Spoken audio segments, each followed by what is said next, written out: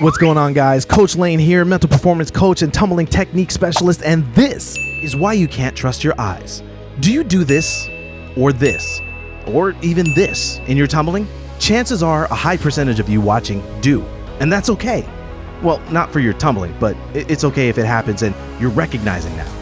Because chances are, you've never been told why you do it, until now. Our brains rely heavily upon our eyes to understand our world and how we navigate through it.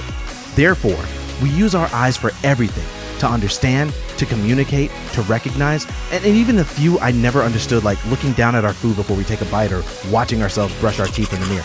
Seriously, what is that? Hello there. But most of all, we use our eyes to move our bodies, giving the brain both direction and reassurance. You see, the brain feels if it can see where the body is going, it can better help you navigate and make decisions about how to move.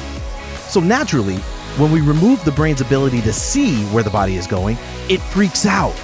This is when the brain uses emotional reasoning to try and keep you safe, convincing you that your planned course of action is dangerous and will most likely end in disaster, despite logical evidence to the contrary.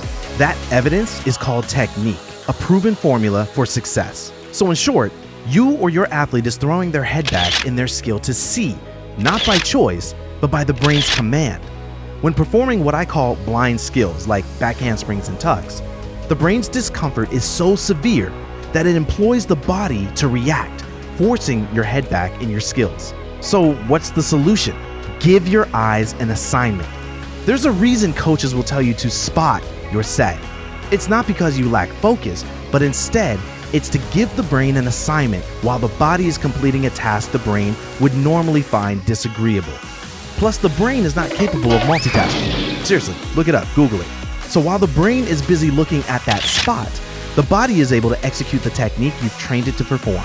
This is why I always say, train the motion, nurture the mind, and why it's extra super important for you to drill your technique ad nauseum. If you can't stop throwing your head back in your skills, stop, back up, and go back to the beginning of your technique training.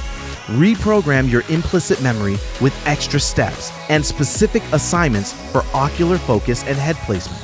It is possible, as we see in so many athletes with proper technique. You just have to get really comfortable with discomfort and drill the proper movement. What did you think of this week's themed lesson? Let me know down below in the comments, and be sure to like, share, and of course, follow me here on Instagram for more content.